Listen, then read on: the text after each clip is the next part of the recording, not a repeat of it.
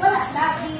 Ang paglulukan sa nana si Satanas. Masayag niya siya, na ang iyang nilalang si Lucifer, mutraidor niya, or nakinday niya mga Panginoon. But praise the Lord, nakakaroon panahon na.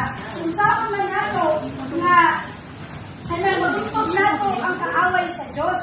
So, kay kita, inili naman na itagdaan sa wala pa ang kabulatan, na kayo ko nga, kung saan ay nato kabulangan mga Panginoon.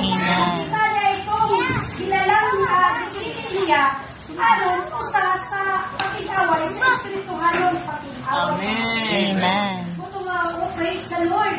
Dili ta basta-basta ay mga igsoon ng mga magtutoo. Amen. Chosen as fighter na mga espirituhalong makikaway. Amen. Isa na, kung isip mga magtutoo, mga pinili sa Diyos, ang una yung mabatukan nato si Satanas,